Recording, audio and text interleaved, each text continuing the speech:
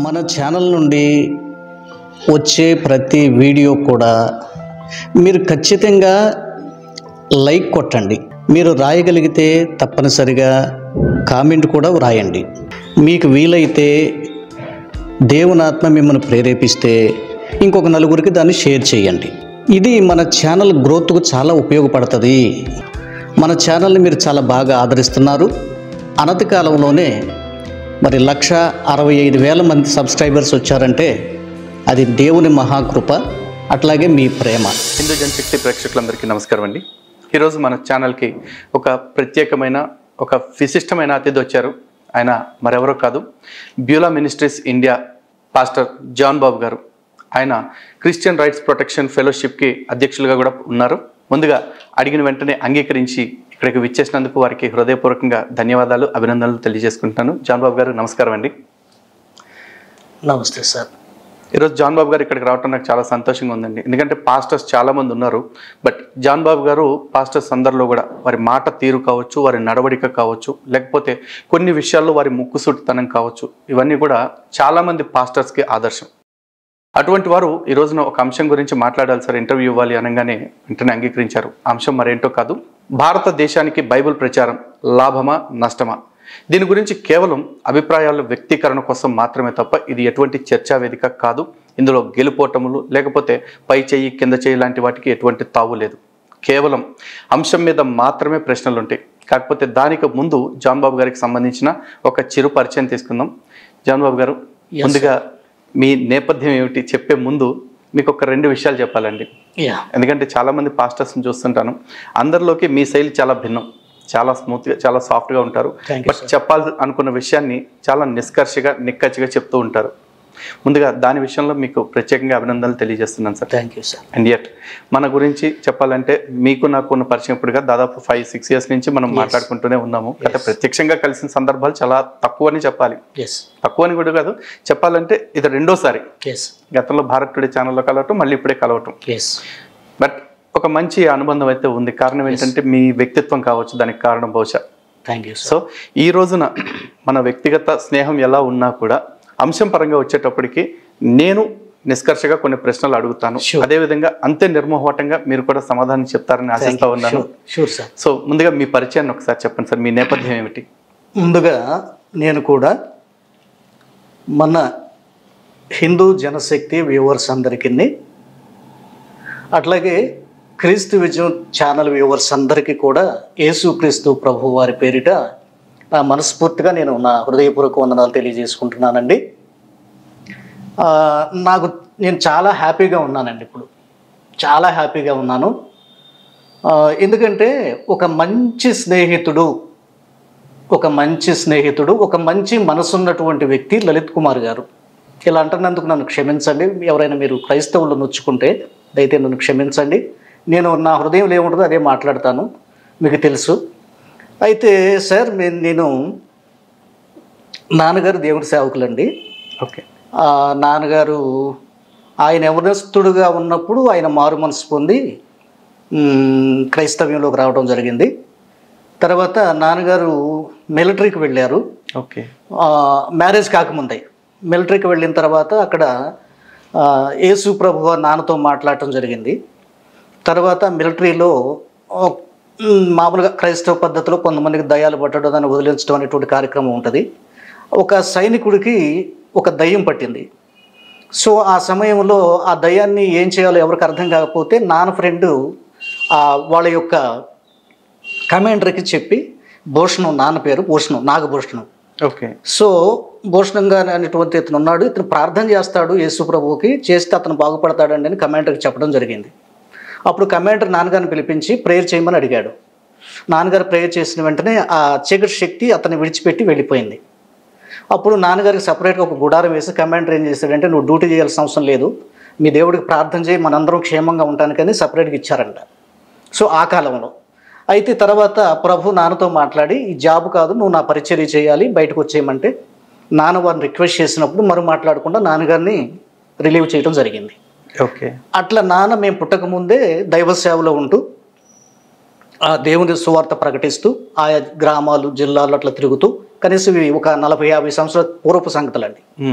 So అయితే అట్లాగా సేవ కడుతూ అట్లా మేలుకరంగా జీవిస్తున్నప్పుడు తర్వాత మేము పుట్టడం జరిగిందండి. అంటే మేము పుట్టక ముందే నాన్నగారు దేవుని సేవలో ఉన్నారు. ఓకే, అప్పటికే మిలిటరీ నుంచి రిటైర్ అయిపోయారు. మిలిటరీ నుంచి వచ్చేసారు. ఓకే.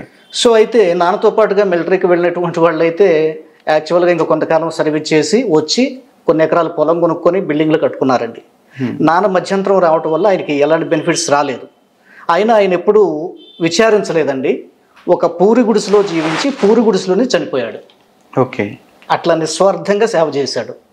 ఎవరు హెల్ప్ తీసుకోవటం అనేది అసలు మాకు తెలియదు. దేవుడు ఏదన్నా కానుక రూపం ఇస్తే తినడం, లేకపోతే లేదు. సో నాకు ఒక అన్నయ్య ఉన్నారు, ఒక అక్క ఉన్నారు. మా అందరికీ ఆయన చెప్పింది ఏంటంటే, నాన్న మీకేం సంపాదించి ఇవ్వలేదని మీరు బాధపడద్దు, అన్నిటికంటే శ్రేష్టమైన దేవుడు నేను సంపాదించుకున్నాను, ఆయన మీరు కలిగి ఉండండి, మీకు ఏది తక్కువ చేయడు, దేవుడు మీకు సహాయం చేస్తాడని చెప్పారండి. సో ఆ రీతిగా అంటే మా క్రిస్టియన్టీ బ్యాక్గ్రౌండ్ ఇది. సో ఆ తర్వాత నేను మామూలుగా పాస్టర్ గారికి రావడం జరిగిందండి. అయితే అన్నయ్య రాలేదు, కానీ ఇలా దీనిలోనికి నేను రావడం జరిగింది. సో వచ్చిన తర్వాత నేను కూడా హిందూస్ మధ్య చర్చి కట్టుకొని అక్కడ దేవుడు కొన్ని కార్యాలు చేయడం ద్వారా అక్కడ ఉన్నటువంటి హిందూస్ అందరూ కూడా నన్ను ఎంతో ప్రేమిస్తారు, చాలా గౌరవిస్తారు. ఇప్పటికి కూడా టిల్ టుడే ఈ రోజు కూడా చాలా రెస్పెక్టబుల్గా ఉంటారు. సో అట్లాగా పాస్టర్గా చేస్తూ నేనేంటంటే యథార్థంగా మాట్లాడాలి. వాళ్ళు క్రిస్టియన్స్ అయినా, హిందువులైనా, ముస్లిమ్స్ అయినా, మరి ఏదైనా సరే ఉన్న విషయాన్ని క్లియర్గా యథార్థంగా మాట్లాడాలి. తమ్ముడు తనవుడైనా ధర్మం మాట్లాడాలి అని ఒక సూక్తి ఉంటుంది. వీటిని మనం పాటించాలి, బోధించే మనం వాక్యాన్ని పాటించాలి అన్న విషయాల్లో నేను చాలా విషయాల్లో ముక్కుసూటిగానే క్రైస్తవులను కూడా ఖండించే నేపథ్యం ఉందండి. సో ఇప్పటికీ నేను అదే చేస్తున్నాను. బహుశా మీరు గమనిస్తే ఈ మధ్య కాలంలో రీసెంట్గా సోషల్ మీడియాలో క్రైస్తవ్య దుమారం ఒకటి లెగుతుంది. విపి రెడ్డి గారి విషయంలో ఒక దుమారం కొనసాగుతుంది. అమ్మతేజ అనేటువంటి వ్యక్తి ఇది ఇలా చేస్తున్నాడు. సో విపి రెడ్డి గారు అది తప్పు కదా అనేటువంటిది ఖండిస్తూ ఉన్నారు. సో దాని విషయంలో కూడా నేను ముక్కుసూటిగా తప్పు చేస్తే తప్పు, ఇలా మీరు మాట్లాడొద్దు, ఇట్లా మాట్లాడొద్దని మాట్లాడతాను సార్. అలాగే మళ్ళీ మీరు రీసెంట్గా మన ఛానల్ గమనిస్తే ఒక వీక్ డేస్ బ్యాక్ నేను ఒక వీడియో అప్లోడ్ చేశాం. ఇక్కడ హైదరాబాద్లో గుర్రంగూడలో ఒక పాస్టర్ గారు ఉన్నాడని, ఆ పాస్టర్ గారు ప్రేయర్ చేయాలంటే డబ్బులు తీసుకుంటున్నాడని ఆ బాధితులు నాకు చెప్పారు. అది నాకు చాలా విచారం వేసింది, చాలా బాధ అనిపించింది. అది కూడా ఎట్లాగా, కనీసం ప్రేయర్ చేస్తే 13,000 కట్టాలంట, ఇంటికి తీసుకెళ్తే 15,000 కట్టాలంట. ఇది నాకు చాలా నాన్సెన్స్ అనిపించింది. ఆ వ్యక్తి ఎవరో ఏంటో నాకు తెలియదు. అయితే ఆ వీడియోలు చూసి అవన్నీ నాకు ఎవరైతే చేశారో వాటిని అంతా పెట్టి నేను ఆల్రెడీ పబ్లిష్ చేశాను. ఇది తప్పు, ఈ విషయాలు మానుకోమని చేశాను, వీడియో పోస్ట్ చేశాను పబ్లిక్గా. ఇది సార్ నాది. నేను అన్ని మతాలకి నేను రెస్పెక్ట్ ఇస్తాను, అందరినీ నేను గౌరవిస్తాను. అదే సమయంలో నేను సేవించే దేవుడు, ఆయనలో ఉన్న గొప్పతనాల గురించి తప్పనిసరిగా సూటిగా నేను మాట్లాడేటప్పుడు మాట్లాడతాను సార్. ఇది ఓకే, చాలా సంతోషం అండి. ప్రాబ్లం ఏం లేదు. నిజంగా కూడా ఏంటంటే ఇప్పుడు మీరు క్రీస్తుని నమ్ముతున్నారు, బైబిల్ని పాటిస్తున్నారు కాబట్టే మీరు క్రైస్తవులుగా ఉన్నారు. సో మీ నమ్మకం పట్ల ఎవరికి అభ్యంతరం ఉండాల్సిన అవసరం లేదు. కానీ కొంతమంది పాస్టర్లు ఏం చేస్తున్నారంటే, మేము నమ్ముతున్నాం కాబట్టి ప్రతి ఒక్కళ్ళు ఇదే నమ్మాలి అన్న మాటలు మాట్లాడటం, లేకపోతే మేము నమ్ముతున్నాం కాబట్టి మిగతా వాళ్ళ నమ్మకాలు అబద్ధం అని చెప్పేసి ప్రచారం చేస్తూ ఉన్నారు. వాటి మీద వీడియోస్ రూపంలో చాలామంది మాట్లాడుతూ ఉన్నారు. వాళ్ళు మాట్లాడుతున్నది ఏంటంటే, కొంతమంది మతోన్మాదులు మాట్లాడుతున్నారు కాబట్టి మేము మాట్లాడుతున్నాం అంటున్నారు. కానీ ఒక రకంగా చూసుకోండి, ఈరోజు క్రైస్తవ మత ప్రచారం అనేది కొత్తగా మొదలైంది కాదు. క్రైస్తవ్యం ఏ దేశంలోకి అడుగుపెట్టినా కూడా మత ప్రచారం చేసుకుంటూ వెళ్తూ ఉంటారు. దానికి వాళ్ళ సువార్త ప్రచారం అంటారు, లేకపోతే పరిచర్య అని పేరు పెట్టుకుంటారు, ఏదో ఒకటి వాళ్ళైతే చేస్తూ ఉంటారు. కానీ హిందువులకి ఇలా ఇళ్లమట వెళ్ళి మత ప్రచారాలు చేయటం, లేకపోతే మత ప్రచారం చేసే వాళ్ళని అడ్డుకోవటం, లేకపోతే వాళ్ళ మీద దాడులు చేయటం అనేది ఇప్పటివరకు మీరు ఎప్పుడు వినుండకపోవచ్చు. అది ఈ మధ్య వింటున్నారు. సో అది ఎక్కడొచ్చింది అంటే, కొంతమంది పాస్టర్లు చేస్తుంది. ఎందుకంటే వేదాల్లో యేసు అని చెప్పేసి ఇవాళ మొదలెట్టింది కాదు. పర్వత సూర్యనారాయణ గారు కావచ్చు, లేకపోతే ఎవరు ఆర్ఆర్కే మూర్తి గారు కావచ్చు, రంజిత్ తోఫీర్ ఈ మధ్య తయారైన వ్యక్తి. సో ఇట్లాంటి వాళ్ళు చాలా మంది మాట్లాడుతున్నారు. అసలు మా గ్రంథాల దాకా వచ్చి, హిందూ గ్రంథాల దాకా వచ్చి యేసుక్రీస్తు ఇందులో ఉన్నాడు, అందులో ఉన్నాడు అని వెతుక్కునే అవసరం ఎందుకు వస్తూ ఉంది? బైబుల్ వెలుగులో చూడాల్సిన దేవుణ్ణి వేదాల వెలుగులో, పురాణాల వెలుగులో చూపించాల్సిన అవసరం వీళ్ళకి ఏమొస్తుంది? అంటే నేనేమి ఎక్స్పెక్ట్ చేస్తున్నానంటే సార్, అంటే ఒక విధంగా ఇట్లా ప్రవచనాత్మకంగా మా గ్రంథాల్లో కూడా హిందూ దేవుళ్ళకు సంబంధించినటువంటి వారు ఉన్నారు అని చెప్పడంలో ఒకవేళ వారి ఇన్నర్ ఫీలింగ్ అనేది కనుక గమనిస్తే ఒక విధంగా క్రైస్తవ్యాన్ని మనం వ్యాప్తి చేయాలి అన్న భావన కావచ్చు. ఒకటి సరే, రెండోది వాళ్ళ ఎక్స్పీరియన్స్ ఏం చేశారో, మరి వాళ్ళ ఎక్స్పీరియన్స్ బట్టి కూడా ఉండొచ్చు అని నేను భావిస్తున్నాను. అంటే వాళ్ళు ఏం ఎక్స్పీరియన్స్ చేశారు అలాగా అన్నది కూడా అది వాళ్ళ మీద డిపెండ్ అయి ఉంటుంది. సరే, మేమైతేనండి సాధారణంగా నేను నా మట్టుకు అయితే హిందూ గ్రంథాల జోలికి వెళ్ళి వాటిని ఏదో మనం కదిలించి విమర్శించి మన దేవునికి టాలీ చేస్తూ ఇది మంచిది ఇది చెడు అని చెప్పడానికి ఇష్టపడినండి. సాధారణంగా ఇష్టపడను. ఇప్పుడు చిన్న సామెత ఉంటుంది, ఇప్పుడు రాజుగారి రెండో భార్య చక్కనది అన్నాం చాలు, ఆ మొదటి భార్యకి జుట్టు లేదు, ఆ ముక్కు వంకర మూతి వంకర అని మనకెందుకు? సేమ్ ఇది పాటిస్తే క్రైస్తవులకి ప్రాబ్లం ఉండదండి నాకు తెలిసి. అయితే ఈ హిందూ గ్రంథాల గురించి వ్యాఖ్యానం చేశారు అంటే మరి వారు ఎక్స్పీరియన్స్ చేసిన దాన్ని బట్టి వారు మాట్లాడుంటారేమో. అది ఏంటి అన్నది అయితే నేను క్లారిటీగా చెప్పలేనండి. అదండి, ఏం ఎక్స్పీరియన్స్ చేస్తారంటే ఇప్పుడు క్రైస్తవ్యాన్ని వ్యాప్తి చేసుకోవడానికి భిన్నమైన మార్గాలు ఉన్నాయి. ఒకళ్ళు సువార్త ప్రచారం చేస్తున్నారు, మరికొందరు ఆల్రెడీ ఎవరైతే ఆ మార్గం వైపు వచ్చారని చెప్తున్నారో వాళ్ళ సాక్ష్యాలని ప్రచారం చేస్తూ ఉంటారు. వాళ్ళతో సాక్ష్యాలు చెప్పించి ఆ సాక్ష్యాల ద్వారా కొంతమంది మారిన వాళ్ళు ఉన్నారు. ఇంకొంతమంది ఈ స్వస్థత ప్రార్థనలు ఏవైతే ఉన్నాయో అటువంటివి చేస్తూ మారుతున్నారు. ఇవన్నీ మార్గాలు ఉండగా ఇవన్నిటికి భిన్నంగా ఇప్పుడు హిందూ గ్రంథాల వెలుగులో యేసును చూడాల్సిన అవసరం ఏంటి? ఎందుకంటే యేసుక్రీస్తు వారి గురించి బైబిల్ ఉంది, స్పష్టంగా ఉంది. బైబిల్లో ఉన్న వచనాలు చెప్తూ లేదా బైబిల్లో వారి జీవితం తాలూకు బోధనల తాలూకు వాటి విషయాలు చెప్తే సరిపోతుంది. కానీ వేదాల్లోకి వచ్చేపాటికి అనేక విషయాలు బైబిల్కి విరుద్ధంగా ఉన్నాయి. ఎందుకంటే వేదానికి బైబిల్కి ఆ వ్యత్యాసం ఎప్పుడూ ఉంటుంది. మరి అటువంటి బైబిల్ దేవుడిని వేదాల్లో చూపించుకొస్తే వేదాల్లో చెప్పబడిన మిగతా అంశాలన్నింటినీ కూడా ఈ ప్రచారం చేసేవాళ్ళు అంగీకరిస్తారా? ఎందుకంటే వేదంలో బహుదేవతారాధన ఉంది, వేదంలో ప్రకృతిని ఆరాధించడం ఉంది, వేదంలో మూర్తి ఆరాధన ఉంది. అయితే టోటల్గా అంటే వీళ్ళు నా ఉద్దేశం ప్రకారంగా నేను గెస్ చేస్తుంది ఏంటంటే అన్ని విషయాల్ని యాక్సెప్ట్ చేయరు, కానీ కొన్ని పోలికలు ఉన్నాయి అని చెప్పడం మాత్రమే నేను విన్నానండి. అంటే వీళ్ళు ఎవరన్నా పుస్తకాలు రాసినా లేదా వీడియోలో మాట్లాడినా యేసు ప్రభువులో ఉన్నవి లేకపోతే ఆయన గుణగణాలు ఆయన లక్షణాలు ఇలాంటి పోలికలైనటువంటివి మన హిందూ గ్రంథాల్లో కూడా ఉన్నాయి. బికాజ్ ఆఫ్ ఎందుకనంటే యేసు ప్రభు సృష్టికర్త గనక అందరినీ ప్రేమిస్తున్నాడు గనక ఆయన తన ప్రత్యక్షతను నిగూఢంగా ఎక్కడో ఒక చోట ఉంచాడన్న భావన కావచ్చు అని నేను అనుకుంటానండి ఈ విషయంలో. అంటే సృష్టి క్రమం నుంచి కూడా వేదం భిన్నం అండి, బైబిల్ భిన్నం. ఎందుకంటే బైబిల్లో ఆది అందు దేవుడు భూమి ఆకాశమును సృజించాడు, ఆ తర్వాత ఇంకోటి, ఆ తర్వాత ఇంకోటి, ఆ తర్వాత ఇంకోటి, అట్లా 7 రోజుల్లో సృష్టి అయింది. 4వ రోజు సూర్యుడు అట్లా అయింది. కానీ సనాతన ధర్మంలో వచ్చేప్పటికీ ఆకాశాత్ వాయు వాయురగ్ని అగ్నిరాపహ అద్య పృథివ్యా ఓషధయ ఇట్లా వచ్చింది. అంటే రకరకాలుగా అంటే ఆకాశం నుంచి వాయువు వచ్చింది, వాయువు నుంచి అగ్ని వచ్చింది, అగ్ని నుంచి నీరు వచ్చింది, ఇట్లా వస్తుంది సీక్వెన్స్. రెండింటికి 2 భిన్నమైన మార్గాలు. ఒకవేళ యేసుక్రీస్తు గురించి లేకపోతే యేసుక్రీస్తు వారి సృష్టికర్త అయితే ఆయన చెప్పిన సృష్టి విధానం దీనికి మ్యాచ్ అవుతూ ఉంటే అసలు బైబిల్ అనే కొత్త గ్రంథం వచ్చి ఉండాల్సిన అవసరం ఉండేది కాదు కదా. నేను అనేది క్రైస్తవులకి ఒక దేవుడు సపరేట్గా ఉన్నప్పుడు, ఒక గ్రంథం సపరేట్గా ఉన్నప్పుడు, ఒక మార్గాలు కూడా సపరేట్గా ఉన్నాయి వాళ్ళకి. అవన్నీ ఉన్నప్పుడు దాన్ని అక్కడికి ఎందుకు కన్ఫైన్ చేయట్లేదు? దీని గురించి క్రిస్టియన్ రైట్స్ ప్రొటెక్షన్ ఫెలోషిప్ తరఫున మీరు అధ్యక్షులు కాబట్టి మన గ్రంథాల గురించి మనం చెప్పుకుందాము, లేదా మన గ్రంథంలో ఉన్న మన దేవుడి గురించి చెప్పుకుందాము అని మీ వాళ్ళకి సూచన చేయడానికి ఏమన్నా ప్రతిపాదన ఉందా మీ దగ్గర? తప్పకుండానండి. నేను యాక్చువల్గా ఈ విషయంలో కొంచెం నేను తటస్థంగా ఉండే తత్వం ఈ విషయంలోనండి నాది. నా ప్రీవియస్ వీడియోస్ కనుక చూస్తే జస్ట్ ఇందాక మీతో మాట్లాడినట్లుగా ఇట్లా పోలికల్ని వీళ్ళు క్యాచ్ చేస్తున్నారు, ఇట్లా చూడటానికి ఛాన్సెస్ ఉన్నాయి అనేది ఒక ఒపీనియన్. బట్ అదే సమయంలో మరలా కొన్ని వీడియోలో చెప్పాను మనకు అనవసరం, వాళ్ళ దగ్గరికి మనం వెళ్ళాల్సిన అవసరం లేదు, మన సంగతి ఏంటో మనం బోధించుకుందాం అని కూడా నేను మాట్లాడానండి యాక్చువల్గా. సో మరొకసారి మీ రిక్వెస్ట్ మేర క్రిస్టియన్ రైట్స్ ఆర్గనైజేషన్ నుండి నేను ఖచ్చితంగా క్రైస్తవుని హెచ్చరిస్తాను. మనం మ్యాక్సిమం నేను ఇప్పుడు కూడా మెయిన్ రావడం ఏంటంటే ప్రత్యేకంగా మీరంటే నాకు అభిమానం. అయ్యో ఖచ్చితంగా. అట్లాగే మీరు చాలా తెలివైన వారు. ఇలాంటినందుకు ఏమనుకోవద్దండి, మీ ముందు పొగుడుతున్నానని కాదు, మీరు చాలా తెలివైన వారు. రెండోది మీ యొక్క విధానం చాలా వరకు మర్యాదస్తులుగానే మాట్లాడతారు. బట్ ఇదన్నా ఒక్కొక్క సందర్భంలో మాత్రం కొంచెం ఇబ్బందికరంగా మాట్లాడారు, కానీ చాలా రేరుగా చాలా మర్యాదగానే మాట్లాడతారు సాధారణంగా.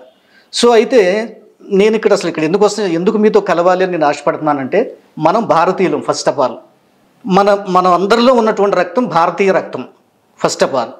తర్వాత జస్ట్ ఏదో కులాలు మతాలు ఇవన్నీ రిలీజన్ అనేటువంటివి వచ్చినాయి ఒకటి.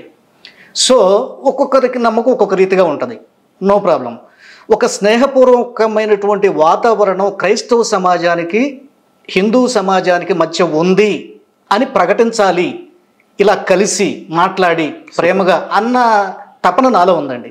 అందుకనే ఎలాగైనా మిమ్మల్ని కలుసుకోవాలి, మీ రిక్వెస్ట్ మీరు నన్ను పిలవటం చాలా గౌరవప్రదంగా నేను భావిస్తున్నానండి.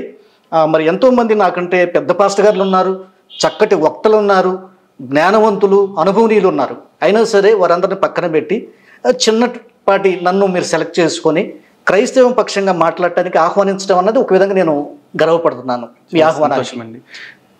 అది సార్. సో కనుక నేను తప్పకుండా మీ రిక్వెస్ట్ మేర నేను మరొకసారి మా క్రైస్తవుల్ని నేను హెచ్చరిస్తాను, ముఖ్యంగా పాస్టర్ గారు లాంటి వారిని, బాబు మీరు వాటి జోలికి వెళ్ళొద్దు, మన పని ఏదో మనం చేసుకుందాం అని చెప్పే ప్రయత్నం చేస్తాను తప్పకుండా. చాలా సంతోషం సార్. అయితే ఇక్కడ ఒక విషయం చెప్పాలి సార్, కేవలం లలిత్ కుమార్ మాత్రమే కాదు, ప్రతి ఒక్క భారతీయుడు కూడా ఇలాంటి ఆలోచన కలిగి ఉంటాడు. ఎందుకంటే క్రైస్తవులతో హిందువులు కలిసి ఉండటం అనేది ఈరోజు కొత్తగా వచ్చింది కాదు, గత 200 సంవత్సరాల పైచిలకు నుంచి జరుగుతూనే ఉంది. స్వతంత్రం వచ్చిన ఇన్ని సంవత్సరాల్లో కూడా ఎవరి మధ్య ఎటువంటి వైషమ్యాలు లేవు. కానీ ఈ రోజున కొంతమంది నాలాంటి హిందువులు ఎవరైతే బైబిల్ గురించి వ్యాఖ్యానించడం లేదంటే మత మార్పిడి గురించి మాట్లాడాల్సిన పరిస్థితి ఎందుకు వస్తుంది అంటే, మతం మార్పిడి అనేది హిందూ సమాజం కొత్తగా చూస్తుంది కాదు. హిందువుల్లో షణ్మతాలు ఎప్పటి నుంచో ఉన్నాయి. అంతకు ముందు కూడా శంకరాచార్యుల వారి కాలంలోనే 72 అవైదిక మతాలని ఖండించి షణ్మత స్థాపన చేశారు వారు. సో ఒక్కొక్కళ్ళు చర్చల ద్వారా లేకపోతే ఒకళ్ళ వాదనను ఒకళ్ళు జయించడం ద్వారా చాలామంది మతం మారిన వాళ్ళు ఉన్నారు. అంటే మతం అంటే నథింగ్ బట్ అభిప్రాయం కింద మేము పరిగణిస్తాం. కానీ ఈ రోజున ఎట్లా వచ్చిందంటే, కొంతమంది ప్రచారకులు మతం ప్రచారం చేస్తున్నాం అనే కోణంలో వాళ్ళు మత ప్రచారం చేసుకుంటున్నాం అని చెప్తూ హిందూ దేవి దేవతలను అవమానించడం, హిందూ గ్రంథాలని అవమానించడం, ఇవన్నీ చేస్తుంటే ఒక రకమైన రిటాలియేషన్, అంటే గత్యంతరం లేని పరిస్థితుల్లో వాళ్ళకు కూడా సమాధానం చెప్పడం కోసం అలాంటి వాళ్ళు కొంతమంది తయారయ్యారు తప్ప మాకెవరికి కూడా కుటుంబాలను విడిచిపెట్టి ఇటువంటి వాటిని చేయటం వల్ల ఎటువంటి ఫలితము ప్రయోజనం కూడా ఉండదు sir. So coming to the point, భారతదేశం ఈ రోజున అన్ని మతాలకి నెలవుగా ఉంది. ఎప్పటి నుంచో అన్ని మతాలు ఇక్కడ ప్రశాంతంగా ఉంటుంది. కానీ ఈ రోజున ఒక చిన్న ఫ్రిక్షన్, అది దేనివల్ల అంటే చాలామంది చెప్తుంది ఈ సువార్త పేరుతో ఇంటింటికి వచ్చి చేస్తున్న ప్రచారాల వల్ల కావచ్చు, ఆ ప్రచారాలు చేసే క్రమంలో పక్క దేవి దేవతల గ్రంథాలని అవమానించడం వల్ల కావచ్చు జరుగుతుంది అంటున్నారు. కాబట్టి ఈ రోజున ఒకసారి ఆ సువార్త ప్రచారం ఏదైతే జరుగుతుందో దాని గురించే మాట్లాడుకుందాం. భారతదేశానికి బైబిల్ ప్రచారం అనేది లాభమా నష్టమా? ఒకవేళ లాభం అయితే ఏ విధంగా లాభం అనేది దయచేసి తెలియచేయండి సార్. షూర్ అండి. మన అంశం కూడా ఇదే. ముఖ్యంగా భారతదేశానికి బైబిల్ ప్రచారం అవసరం ఉందా, లేకపోతే దాని అవసరం ఉంటే ఏంటి, దానివల్ల కలిగే లాభం ఏంటి భారతీయులకి అనేది మీ ప్రశ్న. అంతే, మన టాపిక్ మెయిన్ ఇది. Sure sir. అయితే నేనేమంటానంటే సార్, నాకు 1-2 నిమిషాలు టైం ఇవ్వండి. భారతదేశానికి మాత్రమే కాదు, ప్రపంచ దేశాలన్నింటికీ బైబిల్ అవసరం అని నా వ్యక్తిగత అభిప్రాయం అండి. ఓకే, సరే మీరు సార్ ఓకే, ఇట్స్ ఓకే, ఏంటి మనకు లాభం ఏంటి అని మీరు ఆ ప్రశ్నలో కూడా ఉంది, లాభం ఏంటి. సరే నేనేమంటానంటే సార్, కొంతమందిని చూసి మీరు మిస్అండర్స్టాండ్ చేసుకోవద్దు. బైబిల్ని చాలా భక్తి మార్గంలో నడిపిస్తూ, దేవుని పట్ల భయంలో నడిపిస్తూ, మనిషి హృదయాన్ని మార్చేసి ఒక క్రొత్త నూతనమైన వ్యక్తిగా బైబిల్ చేంజ్ చేస్తుంది సార్. ఇది నా కళ్ళారా కొంతమందిని చూశాను నేను. నా బాల్యం నుంచి చెప్పాను కదండి, నేను పుట్టకముందే నాన్నగారు పాస్టర్ గారుగా ఉన్నారు. నాన్నగారు నేను వెళ్తూ ఉండేవాడిని చిన్నప్పుడే. సో ఒక త్రాగుబోతున్నాడు, పచ్చి త్రాగుబోతు, మార్పు చెంది జాగ్రత్తగా బ్రతకటం నేర్చుకుంటున్నారు. ఒక వ్యభిచారు ఉన్నాడు, ఇంట్లో కలహం, బిడ్డలు ఉంటారు, భార్య ఉంటుంది, ఒకటే కలహం, నరకం ఇంట్లో. అయితే ఈ దేవుని దగ్గరకు వచ్చిన తర్వాత దేవుని మాటలు విని మారుతున్నారు. ఇట్లాగా చాలామంది బైబిల్ సువార్త ప్రకటించడం ద్వారా, అంటే ఫిజికల్గా మనం థింక్ చేయకుండా స్పిరిచువల్గా మనం ఆలోచించినప్పుడు వాళ్ళ హృదయం, నా హృదయం మారింది, ఫలానప్పుడు నేను దొంగని, ఫలానప్పుడు నేను త్రాగుబోతుని, ఫలానప్పుడు హానికరుణ్ణి, నేను ఇప్పుడు మంచిగా బ్రతుకుతున్నాను, బ్రతుకుతున్నాను. ఇంకా చెప్పాలంటే దొంగతనం చేసేవారు మారిన తర్వాత అండి వాళ్ళు పోలీస్ స్టేషన్కి వెళ్ళి లొంగిపోయిన సందర్భాలు కూడా ఉన్నాయి, నాకు తెలుసు. నేను చేశానండి, నేనే చేసింది అని. తర్వాత సార్ దీనిలో ఉన్న ఇంకా మంచి బెనిఫిట్ ఏంటంటే, యేసు ప్రభు దగ్గరకు వచ్చి నిజంగా మారాడు అని చెప్పాలంటే ఆ వ్యక్తి తన జీవితంలో ఒక ఇంట్లోనైనా సరే ఏదన్నా దొంగిలిస్తే, నేను ఒక చిన్న విషయం చెప్తాను, నా ఎక్స్పీరియన్స్ చెప్తాను సార్. నేను ఇంటర్మీడియట్ వరకు మామూలుగా చదువుకునేటప్పుడు దాకా నేను ఇంకా దీనిలోకి రాలేదండి. ఇంటర్మీడియట్ చదువుకునేటప్పుడు నేను ఒక హాస్టల్లో చదువుకున్నాను. ఓకే, నా ఫ్రెండ్ గౌడాస్ వాళ్ళు చాలా క్లోజ్ ఫ్రెండ్, బావ అనుకుంటాం, అంత క్లోజ్ అనమాట. సరే అయితే యాక్చువల్గా లలిత్ గారు, నేను చిన్నప్పటి నుంచి అబద్ధం అటు నాకు అలవాటు లేదండి. అంటే నాన్నగారు పెంపకం అలా వచ్చింది. బూతు మాట మాట్లాడటం కానీ అబద్ధం చెప్పడం కానీ మాకు లేదండి. ఫర్ సపోజ్ పిల్లలు ఎవరైనా అక్కడ ఆడుకునేటప్పుడు చిన్నపిల్లలప్పుడు కూడా ఏదన్నా ఇద్దరు పిల్లలు కొట్టుకుంటా నేను అక్కడ ఉంటే వాడి మీద వాడు చెప్పుకుంటారు కదా సహజంగా. నేను నిజం చెప్తానని నన్ను అడిగేవాళ్ళు ఫైనల్గా. సో నేను నిజమే చెప్పేవాడిని. సో ఇలాంటి వాతావరణంలో పెరిగిన వాడిని. హాస్టల్లోకి వెళ్ళిన తర్వాత సార్, హాస్టల్లో నా క్లోజ్ ఫ్రెండ్ అని చెప్తున్నాను కదా, నా క్లోజ్ ఫ్రెండ్కి తెలియకుండా వాడి బ్యాగ్లో వాడి బాక్సులో నుంచి 50 రూపాయలు కాజేశాను. నాకు అప్పుడు డబ్బులు అవసరం కనిపించింది. నా లైఫ్లో అలా చేశాను. సరే వాడు మామూలుగా తర్వాత చూసుకున్నాడు. చూసి డబ్బులు పోయినాయి బావ, డబ్బులు పోయినాయిరా అని పక్కనే వాడు అనుమానం నా మీద కాదు, పక్కన ఇంకోటి మీద వాడు అనుమానం. అది నాకే తెలుసు. డబ్బులు పోయినాయి అని అన్నాడు. కాలేజీ టైం గడిచిపోయింది, నేనేం మాట్లాడలేదు. అరే అట్లాగా అన్నాను, అయిపోయింది. తర్వాత దేవుడు నన్ను తాకిన తర్వాత ఈ సెలవులు వచ్చినాయి. సెలవులు వచ్చినప్పుడు నేను ఒంటరిగా పొలాల్లోకి వెళ్ళి ప్రార్థన చేసుకుంటూ ఉంటే, ప్రార్థన చేసుకున్న టైంలో దేవుడు నాకు నేను ఏదైతే దొంగిలించానో ఆ దొంగిలించిన దాన్ని ఇచ్చివేయమని చెప్పాడు దేవుడు అతని దగ్గరికి వెళ్ళి. నా ఎక్స్పీరియన్స్ చెప్తున్నాను సార్. సరే ఎట్లా వెళ్ళాలి, ఇంత క్లోజ్ ఫ్రెండ్ నువ్వు కాజేయటం, అసలు నేను కాజేసానంటే ఎట్లా ఉంటుంది, మొహం చిన్నబుచ్చుకోవాలి, ఎట్లా ప్రభు అని నాకు అలా ఒప్పుకునే మనసు అని ప్రార్థన చేసుకొని ఒంటరిగా 10-11 గంటలకు ఇంటికి వచ్చి నాన్న అమ్మతో చెప్పానండి. నేను ప్రార్థన చేసుకుంటే నేను కాలేజీలో చేసిన ఇన్సిడెంట్ గురించి దేవుడు చెప్పమంటున్నాడమ్మా అంటే, వాడు ఏం చెప్పారంటే, నాన్న ఉదయాన్నే వెళ్ళి డబ్బులు ఇస్తాము, తీసుకెళ్ళి ఆయన దగ్గర ఇచ్చేసేయమ్మా అని చెప్పారు. తర్వాత వెళ్ళారిన తర్వాత అతను ఒక స్టూడియోలో వర్క్ చేస్తున్నాడు, గ్యాప్లో, కాలేజ్ గ్యాప్లో. డైరెక్ట్గా అతను స్టూడియోలోకి వెళ్ళాము. ఇట్లాగే కూర్చున్న తర్వాత వాడు ఎప్పుడు క్యాజువల్గా వెళ్తే రా బావా అనుకుంటూ ఉంటాం. నాకు అంత దుఃఖంగా ఉంది. నేను డిఫరెంట్గా ఉన్నవాడికి ఏదో నాకు తెలియనటువంటి భారం, ఏడుపు వచ్చేస్తుంది, నేను తప్పు చేశాను కదా అని. వాడు నన్ను చూసి ఏంట్రీ బాబు ఇట్లా ఉన్నావేంటి దా కూర్చో అని కూర్చోబెడితే నేను వెంటనే వాడు 2 కాళ్ళు పట్టుకుని ఏడ్చానండి కింద కూర్చొని. వాడు కిన్నుడు అయిపోయాడు. ఏం జరిగిందని వాటేస్తున్నాను లేపు కూర్చోబెడితే, మళ్ళీ ఏం లేదు, ఏమనుకోకు, మనం కాలేజీలో చదువుకున్నప్పుడు డబ్బులు పోయినాయి కదరా, అవి నేనే కాజేశాను, నన్ను క్షమించు అని తిరిగిచ్చేసాను సార్. వాడు కిన్నుడైపోయి నన్ను హగ్ చేసుకొని, బాబా నువ్వేంటో, నువ్వు ఎలాంటి వాడో నాకు తెలుసు అని చెప్పి, నేను తిరిగి వచ్చేటప్పుడు మళ్ళీ ఇదిగో నేను సంతోషంగా ఇప్పుడు ఇస్తున్నాను రా, నువ్వు ఏదన్నా వాడుకో అని మళ్ళీ నాకు ఇచ్చేసాడు సార్. ఇట్లాగా రిపెంట్ అవటం అన్నది నిజమైన క్రైస్తవ్యం ఉంది సార్. అందుకని క్రైస్తవ్యానికి నేను ఎందుకు ప్రపంచానికి అవసరం అంటున్నానంటే, భారత్ బైబిల్ అనేటువంటిది అంటే మనుషులు నిజంగా మారేటువంటి వాళ్ళు ఉన్నారు. కొంతమంది ఉంటారండి ఏదో కొంచెం వేషధారణగా, ఏదో డబ్బులు వస్తే ఏదన్నా ఫారిన్ నుంచి డబ్బులు తెప్పించుకోవటం, ఏదో లేకపోతే బోధలు చేసేసి ఏదో దశంభాగాలు ఇచ్చేసి కలెక్ట్ చేసుకునే వాళ్ళని చూసి మీలాంటి వాళ్ళు బాధపడుతున్నారు. లేదు ఇదంతా కూడా కరెక్ట్ కాదు కదా అని. మేబీ నా ప్రశ్న ఇంకాస్త ప్రిసైజ్గా ఉండాలేమో, ఎందుకంటే నేను అడుగుతున్నది భారతదేశానికి బైబిల్ ప్రచారం లాభం అని. ఇక్కడ మీరు ఒక మాట చెప్పారు, ఒక సందర్భం చెప్పారు. ఈరోజు నేను అనేది ఏంటంటే, ఒక క్లాస్ రూమ్లో 10 మంది పిల్లలు ఉంటారు అనుకోండి, ఒక టీచర్ ఉంటారు, ఒకే పుస్తకాన్ని 10 మందికి చెప్తారు. కానీ ఒకడు IAS అవుతాడు, ఒకడు అడుగు తినేవాడు అవుతాడు. అక్కడ చెప్పే టీచర్ 10 మందిని కూర్చోబెట్టి సమానంగానే చెప్పింది, ఒకే బుక్ చెప్పింది. కానీ ఆ బుక్ని ఎవడు ఎట్లా తీసుకుంటున్నాడు అనే దాన్ని బట్టి ఉంటుంది. ఆ విధంగా చూసుకుంటే భగవద్గీత చదువుతున్న వాళ్ళలో దొంగతనం చేసేవాళ్ళు ఉండొచ్చు, ఆ భగవద్గీత చదివి గొప్పవాళ్ళు అయిన వాళ్ళు ఉండొచ్చు. ఎందుకంటే నిన్న మొన్న మెడల్ సాధించినప్పుడు కూడా నాకు ప్రేరణ భగవద్గీత అని చెప్పింది. అంతెందుకు, చాలామంది పెద్దవాళ్ళు, ఐన్స్టీన్ లాంటి వాళ్ళు నాకు భగవద్గీత అని చెప్పారు. సో భగవద్గీత కూడా ప్రజల జీవితాల్లో మార్పులు తెస్తూ ఉంది. భగవద్గీతని చదివి మానవులకి సేవ చేయటం పరమావధి అనుకుని సేవామూర్తులుగా మారిన వాళ్ళు చాలామంది ఉన్నారు. అదే భగవద్గీత చదివి తప్పు చేస్తున్న వాళ్ళు ఉన్నారు. అలాగే బైబిల్ విషయంలో మీరు చెప్తున్నట్టు మారు మనసు పొందే వాళ్ళు ఉండొచ్చు కొంతమంది. ఎందుకంటే అది స్వతహాగా మన మనసులో ఆలోచించే తత్వాన్ని బట్టి వస్తుంది తప్ప ఒక పుస్తకాన్ని బట్టి వస్తుందంటే నేను నమ్మను. ఒకవేళ అలా వస్తుంది అనుకుంటే ఈరోజు మీ కళ్ళ ముందే ఎంతోమంది పాస్టర్లు ఉన్నారు. ఒక పాస్టర్ 13,000 ఇస్తే తప్ప ఇంటికి వచ్చి ప్రార్థన చేయను, 15,000 ఇస్తే తప్ప అని చెప్పేసి అంటున్నాడు. అతను అదే బైబిల్ పట్టుకున్నాడు, అతనికి ప్రత్యేకమైన బైబిల్ లేదు కదా. అలాగే తాగుబోతులుగా, జోదరులుగా, వ్యభిచారులుగా, దొంగలుగా ఉన్న ఇంకొంతమంది అదే బైబిల్ పట్టుకుంటున్నారు. సో ఒక పుస్తకం వల్ల మనుషులు మారట్లా, తన మస్తకంలో ఉన్న ఆలోచనలు బట్టి తన మనిషి మారుతా, మంచి నడవడిక చెడు నడవడిక కలుగుతుందా అనేది ఉంది. సో ఇక్కడ ఒక జనరలైజ్డ్గా చూసుకుంటే ప్రపంచానికి బైబిల్ వల్ల కలిగే ఎక్స్క్లూజివ్ ప్రయోజనం ఏంటి? మిగతా ఏ మత గ్రంథాలు చేయనంత ప్రయోజనం.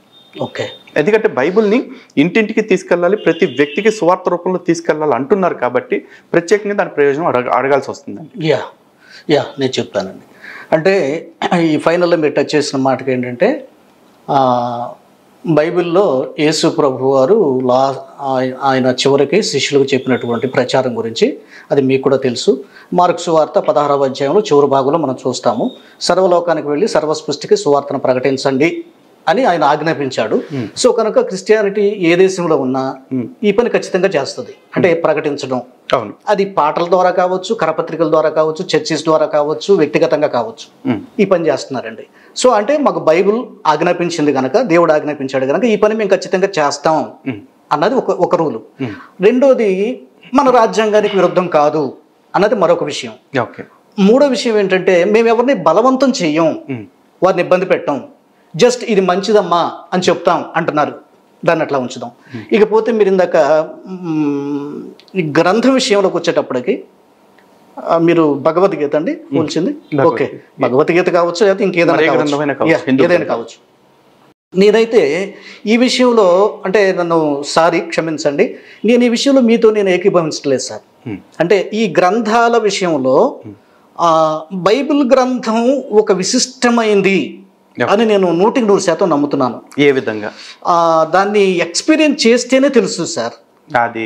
అది ఎక్స్పీరియన్స్ అంటే నా అభిప్రాయం ఏంటంటే, ఒకవేళ మనం భగవద్గీత చదువుతాము, చదివిన విషయం చెప్పాలి సార్. Sorry to interrupt. ఇందాక మీరు ఒక 3 పాయింట్లు చెప్పారు. ఒకటి, బైబిల్లో మార్కు సువార్త 16వ అధ్యాయం 16వ వచనంలో చెప్పినట్లు సర్వసృష్టికి వెళ్ళి సర్వలోకమునకు సువార్త ప్రకటించండి, నమ్మి బాప్తిజం పొందువాడు రక్షించబడతాడు, నమ్మని వాడు శిక్షించబడతాడు. ఇది ప్రభు ఇచ్చిన ఆజ్ఞ మీకు. సో నాకు ఆజ్ఞ ఇచ్చారు కాబట్టి నేను ప్రచారం చేస్తాను అంటున్నారు. అటువంటి ఆజ్ఞ ప్రతి మత గ్రంథంలో ప్రతి మతస్థులకి ఏదో ఒకటి ఇవ్వబడింది. సనాతన ధర్మంలో కూడా చూసుకుంటే ధర్మాన్ని రక్షించుకోవటం మీ బాధ్యత, ధర్మో రక్షిత రక్షిత అని చెప్పేసి చెప్పబడింది. మరి ఆ ధర్మాన్ని రక్షించుకునే వాళ్ళని ఈ రోజున మతోన్మాదులను ప్రచారం చేస్తున్నారు. చెప్తానండి, మీరంటే క్రైస్తవ్యం మొత్తం జాన్ బాబు గారే కాదు, బైబుల్ ని ప్రచారం నేను అనేది ఏంటంటే, ఇప్పుడు మీరు చెప్పింది కరెక్టే. అంటే రైట్స్ మాకు ఉన్నాయి ప్రతి గ్రంథానికి, ఈవెన్ ఖురాన్ అయినా సరే. లేదు, నేను మీరు ప్రస్తుతానికి ఇది ఒక పాయింట్ చెప్పండి. అంటే నేను అన్నానని కాదండి, అంటే మీరు అంటుంది ఏంటంటే, సార్ మీరు దేవుడు చెప్పాడు కనుక మీరు ప్రకటించాలంటున్నారు. సేమ్ అదే అన్ని గ్రంథాలకు కూడా వర్తిస్తుంది అంటున్నారు. No objection. క్రైస్తవుడు ఎవరు అబ్జెక్షన్ పెట్టరు ఈ విషయంలో. నేను చాలాసార్లు చెప్పాను, హైందవ సోదరులారా మీరు ఎవరైనా సరే నా చర్చి దగ్గరకు రండి, నా చర్చి ముందు నిలబడి కరపత్రికలు పంచండి, నేను స్వాగతిస్తాను తప్ప నేను దాన్ని అడ్డుకోను. ఓకే, సో ఇదే క్రైస్తవులు కలిగి ఉండాలి, ఖచ్చితంగా క్రైస్తవులు కలిగి ఉండాలి. ఎందుకంటే ఇది రాజ్యాంగం ప్రతి ఒక్కరికి ఇచ్చినటువంటి స్వేచ్ఛ. ఓకే, ఒకటి అది ధర్మ రక్షిత రక్షిత అని హిందువులకి చెప్పారు కాబట్టి మరి హిందువులు కూడా ధర్మరక్షణ చేసుకుంటున్నారు. దాని మీద క్రైస్తవులకి ఎటువంటి అబ్జెక్షన్ ఉండకూడదు. ఇక రెండవది, రాజ్యాంగానికి విరుద్ధం కాదు కాబట్టి మేము చేస్తున్నామని చెప్పేసి అంటున్నారు.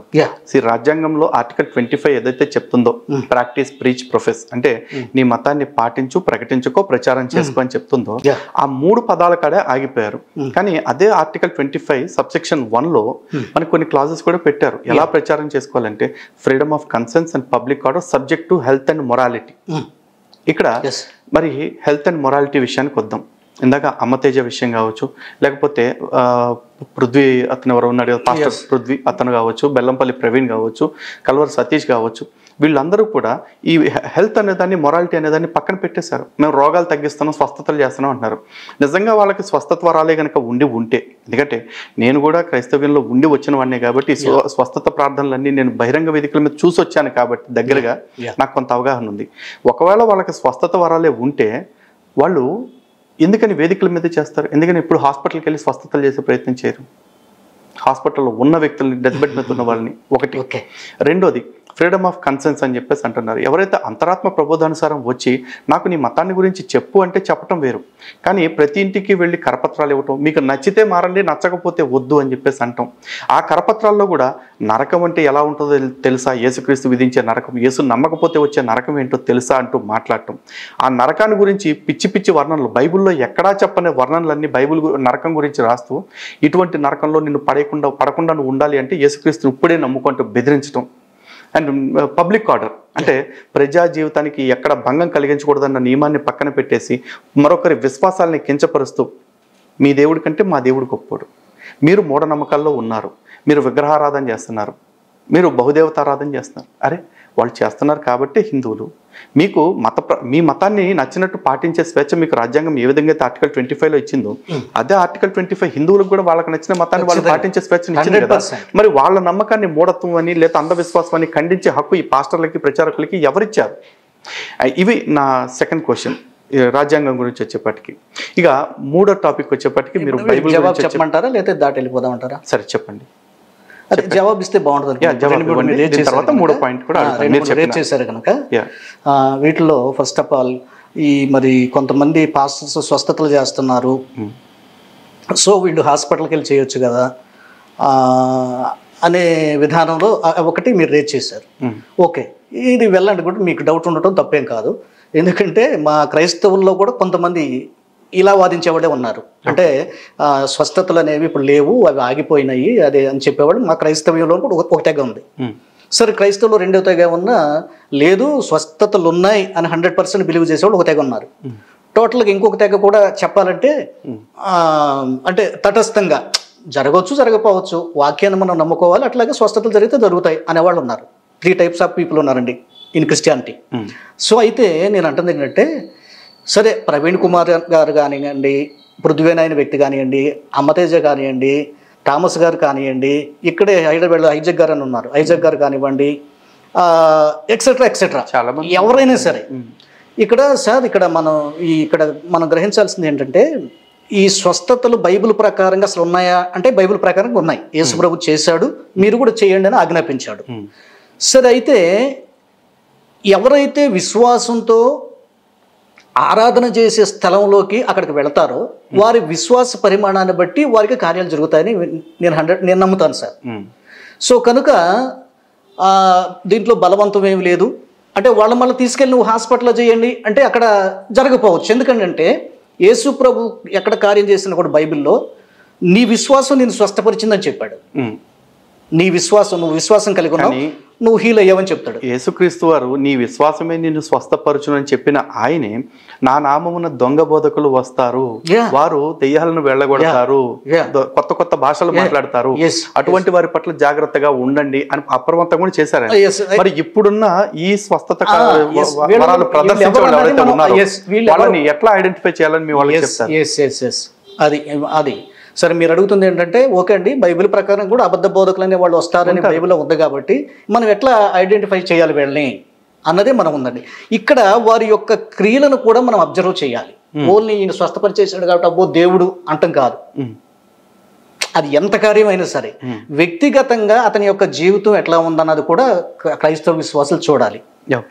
ఎవరైనా సరే అతని వ్యక్తిగత జీవితం దేవునితో అనుసంధానంగా ఉందా, అతని మాట తీరు ఎలాగుంది, అతని పద్ధతి ఎలాగుంది, ధనాశపరుడా లేకపోతే నిస్వార్థంగా పరిచర్య చేస్తున్నాడా, వీటిని చూసి మన విశ్వాసం ఒక ఆలోచనకు రావాలి. ఈ వ్యక్తి మీద మనం ఒక అభిప్రాయానికి రావాలి. సార్ చేసేస్తున్నాడు కదా, చేసే ప్రతి ఒక్కడు అబ్బో దేవుడి శక్తితో చేస్తున్నాడు అంటే కుదరదు.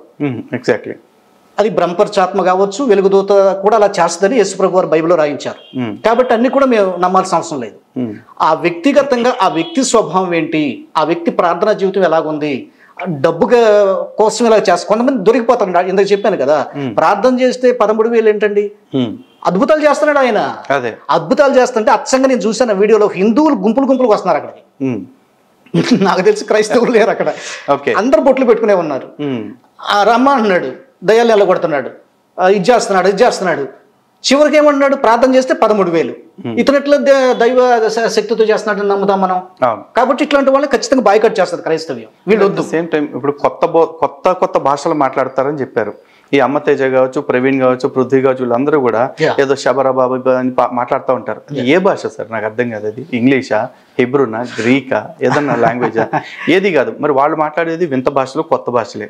మరి అలాంటి కొత్త భాషలు మాట్లాడుతున్న వాళ్ళని వీళ్ళు అబద్ధ బోధకులు కాదు అని చెప్పేసి ఎలా అంగీకరించాల్సి వస్తుంది? అంటే ఈ భాషలు మాట్లాడుతున్నారు కాబట్టి వీళ్ళు మంచి బోధకులు కాదు అని డిసైడ్ చేయడానికి according to our Holi Bible sir అలా చేయడానికి లేదండి. ఎందుకు లేదండి? ఎందుకు లేదంటే బైబిల్ వచ్చిన ఉందండి.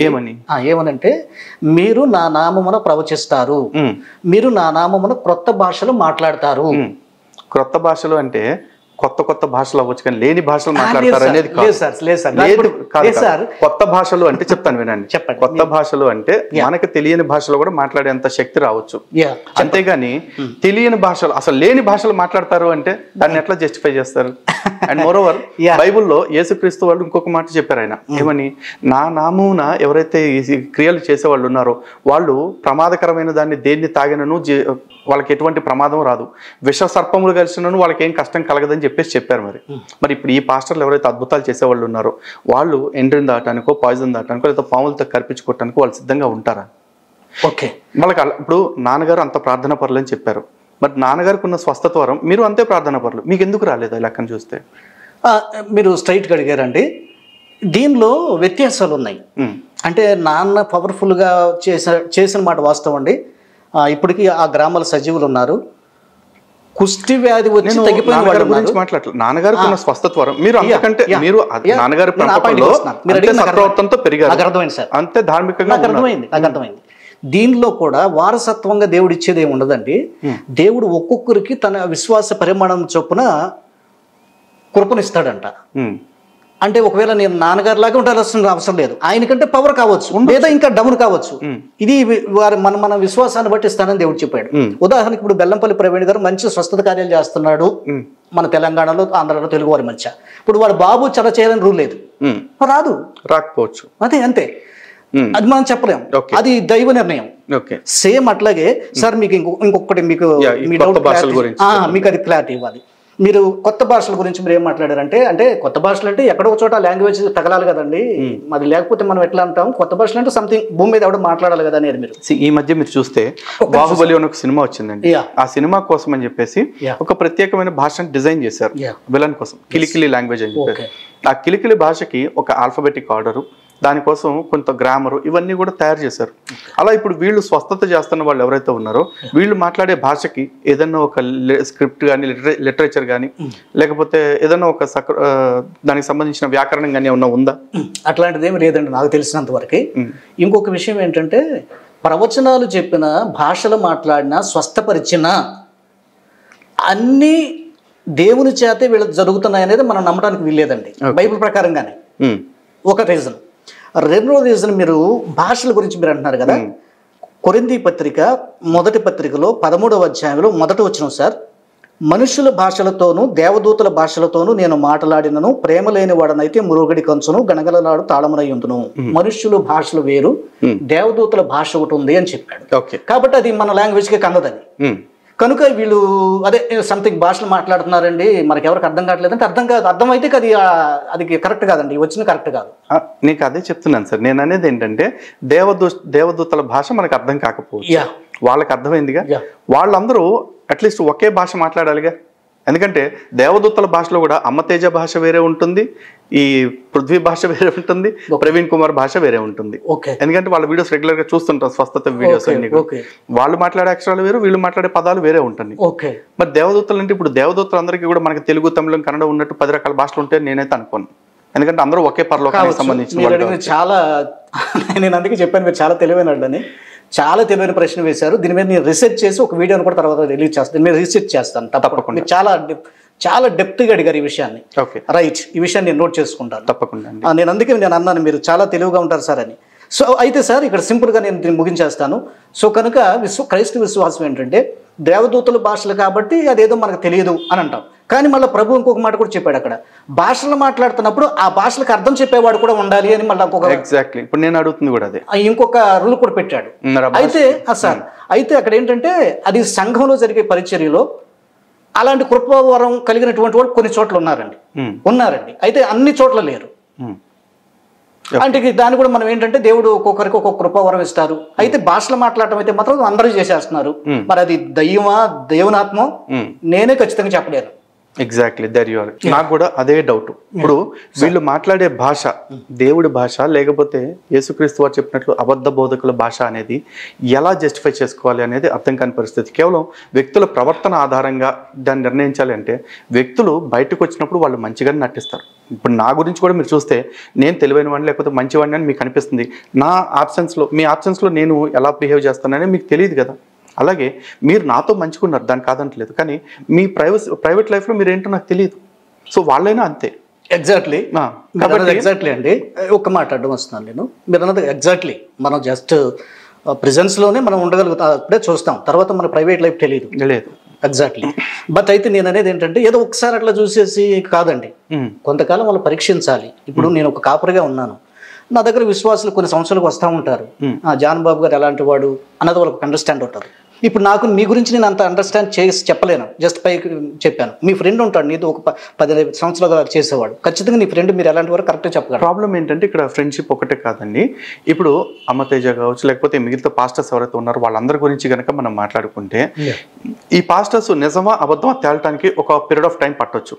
ఆ లోపు చాలామంది అమాయకులు, వాళ్ళు హిందువులు కావచ్చు, ముస్లింలు కావచ్చు, కొంతమంది క్రైస్తవులే కావచ్చు, వాళ్ళ బారిన పడి మోసపోతున్నారు. వాళ్ళు ఒకవేళ 5 ఏళ్ల తర్వాత 10 ఏళ్ల తర్వాత వాళ్ళు దొంగ బోధకులని తెలిస్తే ఈ మోసపోయిన వాళ్ళందరి జీవితాలకి భరోసా ఏంటి? అంటే ఇక్కడ ఒక సొల్యూషన్ ఉందండి, దానికి కూడా చెప్తాను నేను. ఫర్ సపోజ్ నేను ఒక 2-3 సంవత్సరాల క్రితం మీరు వెనక్కి వెళ్ళి నా ప్రీవియస్ వీడియోలు చూస్తే నేను యథార్థంగా బెల్లంపల్లి ప్రవీణ్ గారిని కూడా నేను విమర్శ చేశాను. అంటే ఎట్లా విమర్శ చేశానంటే, అదే వ్యాపారాలు చేయొద్దండి, కొబ్బరి నూనెలు అమ్మడము, కర్చీపులు అమ్మడము, పుస్తకాలు అమ్మడము, క్యాసెట్లు అమ్మడము, ఇదంతా వ్యాపారం నాన్సెన్స్, బాగోట్లేదు. చూసినటువంటి వాళ్ళు ఏంటంటే ఇప్పుడు జనరేషన్ మారిపోయింది, కాలం మారిపోయింది, పరిస్థితులు మారిపోయినాయి, అంతా అందరికీ తెలిసిపోతుంది, ఇది తప్పు పడుతున్నారని చెప్పి నేను చెప్పానండి. సరే, వీళ్ళు దాన్ని స్వీకరించలేదు, కానీ కలవరి టెంపుల్ వాళ్ళు దాన్ని అంతగా స్వీకరించినట్టు లేరు. కానీ బెల్లంపల్లి ప్రవీణ్ కుమార్ గారు దాన్ని స్వీకరించారండి నా మాటల్ని. ఓకే. నేను తక్కువ కాలంలోనే ఆయన చూసినప్పుడు నాకు చాలా, నేను మా తండ్రిలో ఎలాగ చూశానో ఆయనలో నేను అలాగ చూడగలిగానండి తక్కువ పీరియడ్లోనే. ఓకే. అందుకని నేను చాలా అభిమానిస్తాను ఆయన్ని. ఈ మధ్యలో ఎవరు ఏది మాట్లాడినా ఆయన విషయాల్లో ఖచ్చితంగా నేను కౌంటర్గా నేను మాట్లాడుతున్నాను. ఎందుకంటే నేను వ్యక్తిగతంగా ఆయనతో టచ్ అయ్యి అసలు ఆయన జీవితం ఏంటి, ఆయన ప్రార్థన అంటే మీరు ఏమనుకోకపోతే మీరు కనుక ఒక 2-3 నిమిషాలు ఆయనతో కూర్చుని జస్ట్ ఏంటి సార్ అని మాట్లాడితే ఖచ్చితంగా మీరు కూడా ఆయన మీద మంచి అభిప్రాయానికి వచ్చేస్తారు. అంటే ఒక్కసారి అనేది లేదు, బట్ నిజంగా చెప్తున్నానండి, అలాంటి వారితో కనుక ఒకసారి నాకు ఒక ఇంటర్వ్యూ కన్నా అవకాశం ఖచ్చితంగా నేను వారితో ఖచ్చితంగా కూర్చుని నేను మీకు తెలుసు చాటన్ సందని ఏది మాట్లాడను ఓపెన్ గానే వారిని నాకున్న అనుమానాలు అడుగుతాను. వారు నివృత్తి చేస్తుంటే ఇప్పుడు మీరు ఏదైతే చెప్తుంటే నేను స్వీకరిస్తున్నానో దాన్ని విభేదించకుండా ఆమోదిస్తున్నాను, అలాగే ఆమోదిస్తాను. తప్పకుండా. మూడోది ఇంకొక మాట చెప్పారు, ఈ బైబిల్ ప్రచారం వల్ల ఎవరికి నష్టం లేదు కాబట్టి మేము ప్రచారం చేస్తున్నాము అని చెప్పేసి. ఇది నష్టం లేదు కాబట్టి మేము ప్రచారం చేస్తున్నాము అంటే అది కరెక్ట్ కాదండి. ఎందుకంటే నేను భగవద్గీత చెప్పినా కూడా ఎవరికి నష్టం లేదు, నేను రామాయణ మహాభారతం చెప్పినా ఎవరికి నష్టం లా, ఖురాన్ చెప్పినా ఎవరికి నష్టం లా.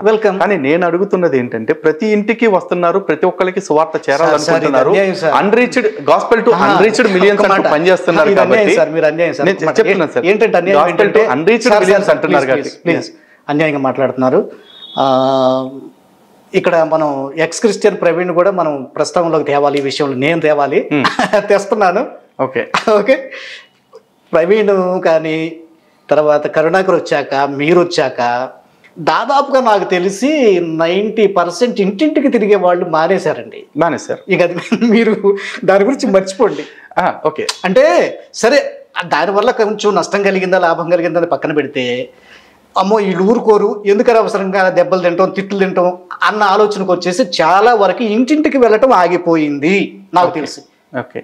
ప్రజెంట్ అయితే సరే నేను కూడా ఏమంటానంటే, సరే వెళ్ళినా తప్పే ఉందండి, అమ్మ దేవుడి మాటలు అమ్మ అంటారు, ఇష్టమైతే తీసుకుంటారు, లేకపోతే వెళ్ళండి అంటారు, పక్కన పడేస్తారు, అయిపోద్దండి, అది సమస్య కాదు. నేను మళ్ళీ ఇందాక చెప్పాను, నేను మీరెందుకు చేయండి, మీరెందుకు చేసుకోరు, మీరు చెయ్యండి, మీకు అడ్డం పడితే అప్పుడు మమ్మల్ని నిలదీయండి చొక్కాయి పట్టుకొని. అదేంటండి మీరు చేస్తున్నారు మేము చేస్తే తప్పేంటని, మీరేం చెయ్యరు, మేము ఒక మంచి పని చేస్తాం ఎందుకు అడ్డుకుంటున్నారు మీరు? అదే నేను ఇప్పుడు మీరు చేసేది మంచి పని అయితే ఖచ్చితంగా నేను స్వాగతిస్తాను. ఆ మంచి గురించి నేను ఇందాక నుంచి అడుగుతాను. యాక్చువల్ ఆ టాపిక్ నుంచి మనం పక్కకు వచ్చాము. ఆ టాపిక్ ఏంటంటే బైబుల్ ప్రచారం భారతదేశానికి ఏ విధంగా లాభం ఇన్ ద సెన్స్ మంచి, ఏ విధంగా మంచి అని అడుగుతున్నాను. నేను ఒక క్రైస్తవునిగా సార్, అదే బైబుల్ చదవటం మొదలేస్తే అది ఒక పుస్తకంతో సమానం కాదండి మాకు. అది ఓకే, దేవుడే మాట్లాడుతున్నాడు అనిపిస్తుంది. ఓకే, నా జీవితాన్ని మార్చేసింది, చాలా మంది జీవితాలు మార్చేసింది. అయితే లేదండి మామూలుగా పుస్తకంలాగా చదువుకుంటూ వెళ్తున్నాం అనుకోండి, అది బుక్ లాగానే ఉంటుంది. ఇక్కడ ఒక చిన్న సో కాబట్టి బైబిల్ చదవటం అన్నది భారతదేశంలో ఉన్న ప్రతి పౌరుడు కూడా చేస్తే మంచిది, కుల మత వ్యత్యాసం లేకుండా. అంటే ఏదో మారిపోయి క్రిస్టియన్ వైపు అంటలేదు నేను, సార్ నేను క్రిస్టియన్ అయిపో చదివనట్లేదు, అక్కర్లా. జస్ట్ ఒకసారి చూడండి, అదే సార్ అక్కర్లా క్రైస్తవులు అక్కర్లా సర్టిఫికెట్లు అక్కర్లా ఒక మాట సార్ షూర్ సార్ బైబుల్ చదివితే ప్రతి ఒక్కరిలో మార్పు వస్తుంది కాబట్టి బైబుల్ చదవండి తప్పలేదని మీరు అంటున్నారు అండ్ అది దేవుడు మీతో మాట్లాడుతున్నట్టుగా ఉంటుంది అంటున్నారు. నిజానికి బైబుల్ చూసుకున్నట్లయితే మొత్తం పాత నిబంధనలో ఉన్న 37 పుస్తకాలు కావచ్చు, 39 పుస్తకాలు కావచ్చు, లేకపోతే కొత్త నిబంధనలో ఉన్న 27 పుస్తకాలు కావచ్చు, వీటన్నిటిలో మొత్తం ఎక్కడా కూడా దేవుడు మనతో మాట్లాడుతున్నాడు అని మనం ఎక్కడ తీసుకోవాలి చెప్పండి. ఎందుకంటే పాత నిబంధనలో ప్రవక్తలు రాశారు, కొత్త నిబంధన ప్రవక్తలతో రాశారు. దానికి వాళ్ళు చెప్తున్న మాట ఏంటంటే బైబిల్లో ఉన్న మాట పరిశుద్ధాత్మ ప్రేరణ చేతనే కానీ మరొకటి చేత కాదు రాయబడింది అని చెప్పేసి చెప్తున్నారు. ఇందులో నేరుగా యేసుక్రీస్తు వారు చెప్పిన మాటలు లేకపోతే యేసుక్రీస్తు వారు రాసినవి ఏమైనా ఉన్నాయా? యేసుక్రీస్తు వారు చెప్పబడిన మాటలుగా సువార్తల్లో వచ్చే వ్యాఖ్యలు తప్ప మరి ఎక్కడ కూడా యేసుక్రీస్తు గారు స్వయంగా రాసినవి ఏం లేవు కదా. కానీ అదే మరి హిందువుల కాడికి వస్తే భగవద్గీత ఉంది, స్వయంగా భగవంతుని యొక్క మాట. సాక్షాత్తు కృష్ణ పరమాత్మ అర్జునుడు అనే ఒక నెపాన్ని పెట్టుకుని కలియుగంలో ఉన్న అందరికీ మార్గదర్శనం చేశారు ద్వాపర యుగంలోనే. ఇది మరి మేము నమ్ముతున్నాం దేవుడి మాట అని చెప్పేసి. కానీ మేము దాన్ని ఇంటింటికి ఎందుకు ప్రచారం చేయట్లేదు అంటే మాకు ఈ మాటలు ప్రచారం చేయటం కంటే కూడా కర్తవ్య బోధ చేయటం అనేది సనాతన ధర్మంలో ఎక్కువ ప్రయారిటీ. అంటే మనుషులు వాళ్ళు చేయాల్సిన పనులు ఏవైతే ఉన్నాయో అవి చేయటం మాత్రమే చెప్తాం. కానీ మేము అన్ని మానేసి మీరు గుళ్ళో కూర్చోండి భగవద్గీత మాత్రమే చదువుకోండి అని మేము ఎప్పుడు చెప్పట్లేదు. అండ్ మోర్ ఓవర్ బైబుల్ తీసుకుంటే దేవుడు మాతో మాట్లాడుతున్నట్టుంది అంటున్నారు. బైబుల్ ద్వితీయోపదేశకాండం తీసుకున్నా, సంఖ్యాకాండం, లేవ్యాకాండం, నిర్గమకాండం ఏది తీసుకున్నా కూడా ఎహెజ్కేల్ కానీ యెషయా గ్రంథం కానీ ఏదైనా తీసుకోండి, దానిలో నీ మతం కానివాడిని లేకపోతే నువ్వు వేరే ప్రదేశాలకు వెళ్ళినప్పుడు అక్కడ మెట్టల మీద ఉన్న వాళ్ళని, పర్వతముల మీద ఉన్నానేమి వాళ్ళ విగ్రహాలను పాడు చేయి, వాళ్ళ దేవతా విగ్రహాలు లేకుండా చేయి, బలిపీఠాలను క్రోలదోయి వాళ్ళ పేర్లు అక్కడ లేకుండా చేయి అని చెప్పేసి చెప్తున్నారు. అదేవిధంగా అన్య దేవతల పేర్లు నీ నోట తలవనే కూడదని చెప్పేసి చెప్తా ఉన్నారు. మరి కొత్త నిబంధనకు వస్తే కూడా నేను తమని ఏళ్ళకి ఇష్టం లేని వాళ్ళని నా ఇద్దరికి తీసుకొచ్చి సంహరించండి అని చెప్తున్నారు. ఇవన్నీ తీసుకుని నేను బైబిల్ ప్రచారం భారతదేశానికి లాభం అని ఎందుకు అనుకోవాలి? ఎందుకంటే హిందూ గ్రంథాల్లో ఎక్కడ చూసినా కూడా కృష్ణుడు చెప్పినా రాముడు చెప్పినా ఎప్పుడు కూడా నీది కాని దానికోసం నువ్వు వెంపర్లాడొద్దని చెప్పారు. రాముడికి తను స్వయంగా గెలిచిన లంక విషయంలో కూడా ఆయన ఒక మాట చెప్తారు, అపి స్వర్ణమయ్య లంక నమ్మే లక్ష్మణ రోచితే జననీ జన్మభూమిష్ట స్వర్గాదపి గరియసని. అంటే ఈ లంక వజ్ర వైడూర్యాలతో కట్టిందే కావచ్చు, మణులు పొదిగిందే కావచ్చు, బంగారంతో కట్టిందే కావచ్చు, ఇది నాది కాదు. కాబట్టి నాకు నా జన్మభూమి నా కన్న తల్లి స్వర్గం లాంటిది, ఈ లంక నాకు అవసరం లేదు అని చెప్పేసి రావణాసురుడి తమ్ముడికే దాన్ని పట్టాభిషేకం చేసి వదిలేశారు. కృష్ణుడు అంత పెద్ద యుద్ధాన్ని గెలిపించి అటు భారతంలో కౌరవుల పక్క నుంచి కావచ్చు, ఇటు పాండవుల పక్క నుంచి కావచ్చు ఓ సెంటు భూమి కూడా ఆయన తీసుకున్నట్టేం లేదు. ఎందుకు? తనది కాదుంది కాబట్టి.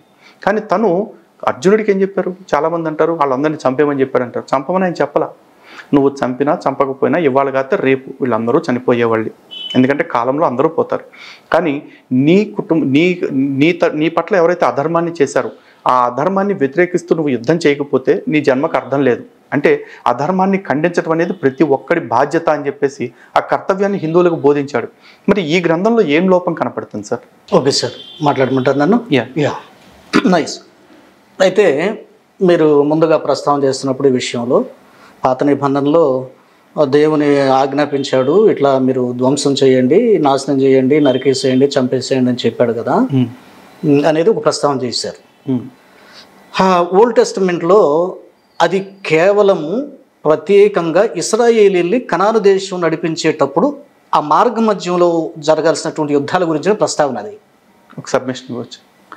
పాస్టర్ విజయ్ కుమార్ అనే ఆయన గతంలో ఒక వీడియో చేస్తూ కరోనా సమయంలో ఇదిగో బైబుల్ చాలామంది ఏమనుకుంటారంటే పాత నిబంధన అంటే కేవలం ఇశ్రాయేలీల కొరకు మాత్రమే అనుకుంటారు, కాదు బైబుల్లో చెప్పిన ప్రతి అక్షరము ప్రపంచంలో ఉన్న ప్రతి ఒక్కళ్ళకి అని చెప్పేసి చెప్పాడు. ఆ వీడియో కూడా నా దగ్గర ఉంది, ఇంటర్వ్యూలో దాన్ని ప్లే చేస్తానండి ఒకసారి. ఇది పాత నిబంధన కాలపు మాట, ఇశ్రాయేలుకి ఇచ్చిన మాట మనకు వర్తించదని మాత్రం మాట్లాడకండి.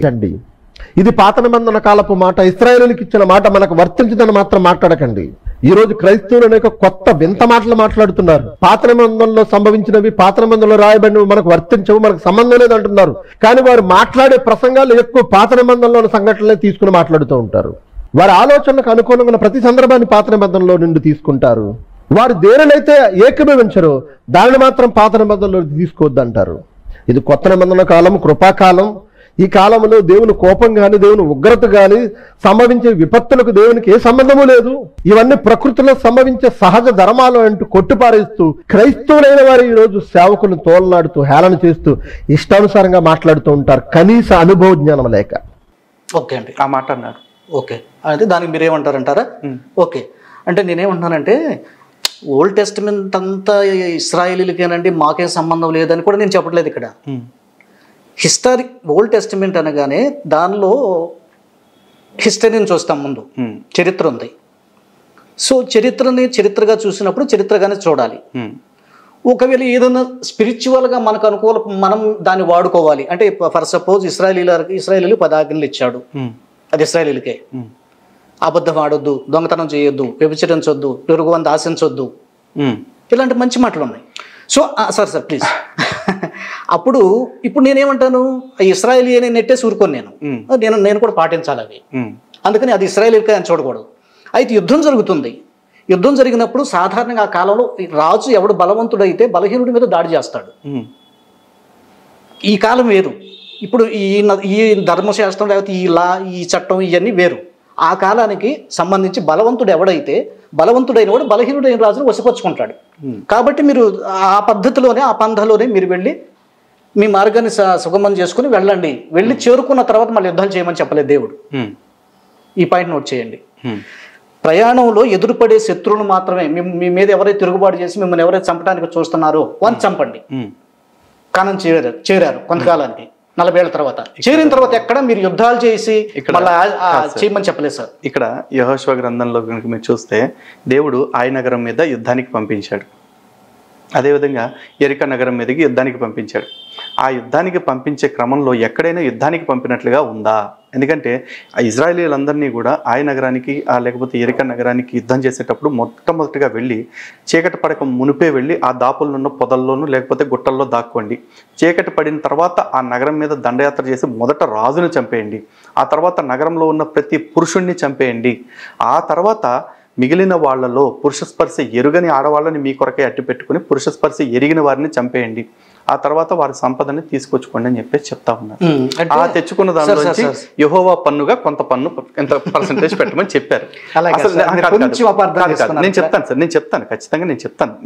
మీరు మాట్లాడే ప్రతి మాట నేను ఓపికగా వింటాను.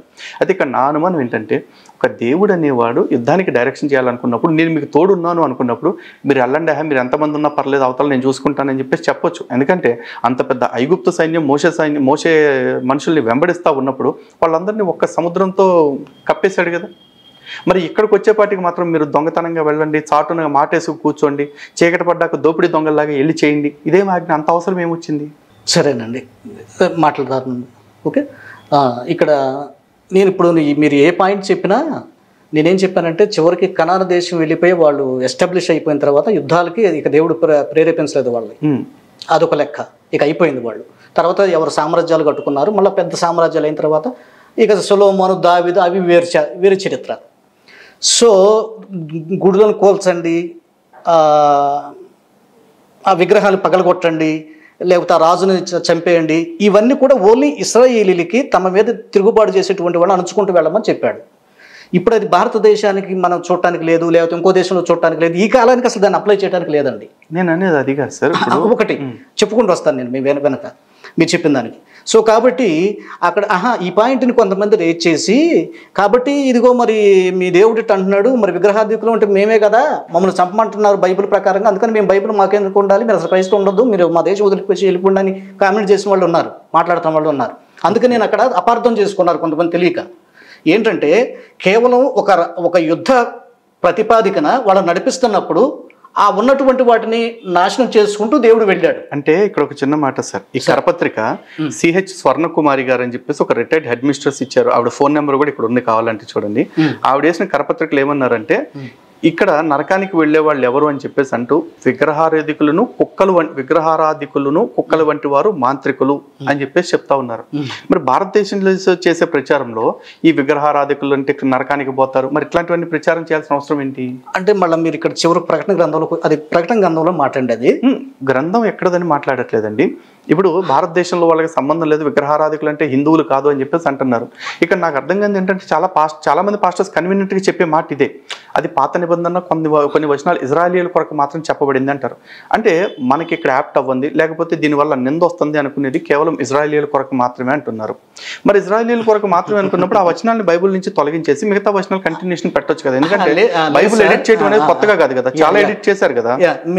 మీ చెప్పిన పాయింట్ నేను క్యాచ్ చేశాను సార్. నేను అనేది ఏంటంటే బైబిల్లోంచి తీసేయండి అన్నది కాదండి, బైబిల్లో చరిత్రలో దేవుడు తీసేయించి రాయొచ్చుగా. మీరు ఇంకోటి కూడా గమనించండి, దావీదు తప్పు చేశాడు ఉరియా భార్యని అన్న పాయింట్ తీసేసి దేవుడు రాయొచ్చుగా ఇల్లు. లేకపోతే ఇంకెక్కడో తప్పు జరిగింది, లోతు కుమార్తెలతో ఏదో తనుకోకుండా జరిగిపోయింది అన్నది ఉంది, ఆ పాయింట్ తీసేసి దేవుడు రాయించవచ్చుగా. న్యాయంగా మాట్లాడుకుందాం, ఏ దేవుడైనా సరే. సో కనుక అంటే బైబిల్ చరిత్రలో ఏం జరిగిందో ఆల్మోస్ట్ ఉన్నది ఉన్నట్లుగా దేవుడు రాయించాడు, దట్స్ ఆల్. అయితే వీటిల్లో మనం ఏమి స్వీకరించాలి, యుగాంతమందు ఉన్నటువంటి వారికి బుద్ధి కలగడానికి దృష్టాంతముగా పాత నిబంధన చెప్పబడిందని ఆ వచనం కూడా బైబిల్లో ఉంది. అంటే ఈ యుగాంతంలో ఉన్న మనకి మనం బుద్ధిగా నడుచుకోవటానికి, ఇదిగో దావీదు చూసారా, రాజే, దేవునికి ఇష్టడే, కానీ తప్పు చేశాడు, పనిష్మెంట్ అనుభవించాడు. అదిగో లోతు ఇట్లా తాగాడు, తప్పు చేశాడు, పనిష్మెంట్ అనుభవించాడు, జాగ్రత్త అని మనల్ని హెచ్చరిస్తుంది బైబిల్. ఆ కోణంలో మీరు ఎందుకు చూడరు? ఇక్కడ ప్రాబ్లం ఏంటంటేనండి, ఇది నిజంగా డిబేటబుల్ అంశం. కారణం ఏంటంటే లోతు తాగాడు కాబట్టి తప్పు జరిగింది, లోతు అనుభవించాడని చెప్పేసి అన్నారు. నిజంగా లోతు పెద్ద శిక్ష ఏమి అనుభవించలా, ఎందుకంటే తాగటానికి ముందే కూడా లోతు భార్యని అకారణంగా ఉప్పు స్తంభం కింద మార్చేశారు. లోతు చేసిన తప్పుతో పోలిస్తే చాలా చిన్న తప్పు లోతు భార్య చేసింది. కేవలం మానవ నైజమైన ఉత్సుకతతోటి దేవుడు ఆజ్ఞ ఇచ్చినా కూడా అంటే ఒక కంగారులో వెనక్కి తిరిగి చూసింది అంతే. చూసిన వెంటనే ఉప్పు స్తంభం కింద మార్చి ఆవిడ చంపేశారు. కానీ అంతకంటే పెద్ద తప్పు బైబిల్ ప్రకారం వ్యభిచరించటం అనేది నేరము. మీరు ఇచ్చిన ఇందాక 10 ఆజ్ఞలు ఏవైతే చెప్పారో వాటిల్లో వచ్చాయి. ఆ 10 ఆజ్ఞల్లో నేను తప్ప నీకు మరో దేవుడు ఉండకూడదు, నాకు విగ్రహ రూపం కానీ మరో రూపం కానీ చేయకూడదు, లేకపోతే నా నామాన్ని వ్యర్థంగా ఉచ్చరించకూడదు అనే తప్ప మిగతా 7 ఆజ్ఞలు ఏవైతే ఉన్నాయో అవన్నీ చాలా జనరిక్. ఏ మతము కూడా, ఒక క్రైస్తవ్యం కాదు, హిందుత్వం కావచ్చు, ఇస్లాం కావచ్చు, జొరాస్ట్రం కావచ్చు, సిక్కు మతం కావచ్చు, బౌద్ధ మతం కావచ్చు, జైన మతం కావచ్చు, ఎవరు కూడా దొంగతనం చేయండి, దోపిడీలు చేయండి, వ్యభిచారం చేయండి, అబద్ధాలు ఆడండి అని ఎవరు చెప్పలా. అందరూ చెప్పే మాట బైబిల్ కూడా చెప్పింది. ఎవరు చెప్పని మాట బైబిల్ చెప్పింది ఏంటి కొత్తగా అంటే ఇవే, నేను తప్ప నీకు ఇంకో దేవుడు ఉండకూడదు, నాకు రూపాన్ని చేసుకోకూడదు, నా నామాన్ని ఎక్కడ పడితే అక్కడ వాడకూడదు, ఇదే చెప్పారు. సో ఇవన్నీ ఆజ్ఞల్లో వ్యభిచరించకూడదని ఉంది. మరి ఆ వ్యభిచారాన్ని చేసిన లోతుకి ఏం శిక్ష పడిందండి? ఒక్క నిమిషం సార్. లోతు పర్మిషన్ లేకుండా ఒకవేళ లోతు కూతుర్లే చేశారా అని తెలియకుండా అనుకుంటే కూతుర్లకి ఏం శిక్ష పడింది? మరి దానికి వస్తాను. ఒకటి ఇది, ఒకటి. 2 దావీదు విషయంగా తీసుకుంటే దావీదు తప్పు చేశాడు, బత్షెబ తప్పు చేసింది. దావీదు భార్య అదే ఊరియాని చంపించేశాడు దావీదు బత్షెబతో అక్రమ సంబంధం పెట్టుకొని. వీళ్ళిద్దరికి వివాహం కాక మునుపు పుట్టాడు కాబట్టి బత్షెబ సంతానం ఎవరైతే ఉన్నాడో దావీదు సంతానము, అతన్ని నాతాన్ చేత ముత్తించి దేవుడు చంపించేయటం జరిగింది. ఓకే, ఇది ఏమంటారు? ఇది దావీదుకు శిక్ష, దావీదు పొర్లి ఏడ్చాడు కాబట్టి అని చెప్పేసి అంటారు. అది దావీదుకి శిక్ష ఎట్లా అవుతుందండి? వ్యభిచారం చేసింది దావీదు తర్వాత ఇంకో కొడుకుని కన్నాడు. ఆ కొడుకులు తర్వాత ఏం చేశారు అదంతా మళ్ళీ పెద్ద కథ. వాస్తవానికి అది దావీదుకి శిక్ష కాదండి. అక్కడ అది దావీదుకి శిక్ష కాదు, కాదు. నన్ను చెప్పమంటారా? దావీదు భార్యలు వేరే వాళ్ళతో అబ్షాలోం తోటి కలిపి వ్యభిచారం చేయించాడు. ఇది కూడా నీ చేరువు ఉన్నవాడికి నీ స్త్రీలను అప్పచెప్తానని చెప్పేసి దేవుడు అన్న మాట ప్రకారం శిక్షించాడు అంటారు. కానీ ఆ తర్వాత కూడా దావీదుకు వచ్చిన నష్టమే లేదండి. 90 ఏళ్ల వయసులో కూడా అభిషేక్ సునామితో కలిసి నగ్నంగా పడుకొని ఇంకా కూడా తన యోగ్యతని, రాజుగా ఉండటానికి యోగ్యతను నిరూపించుకునే ప్రయత్నం చేశాడు. తన సుఖాలకి ఏం కష్టం రాలేదే. కరెక్టేనండి. నేను అక్కడ మీకు చిన్న కరెక్షన్ చేయాలి. అక్కడ దావీదు బిడ్డ చనిపోవటం ఒక నష్టం అయితే, అంటే శిక్ష అని మనం భావించకల్లా, అతని శిక్ష ఎట్లా దేవుడు వేశాడంటే, కేవలం నువ్వు ఏదైతే సీక్రెట్గా ఒక పాపాన్ని జరిగించావో అది నీ ఇంట్లో నీకు శాపంగా మారుతుంది అని దేవుడు చెప్పాడండి.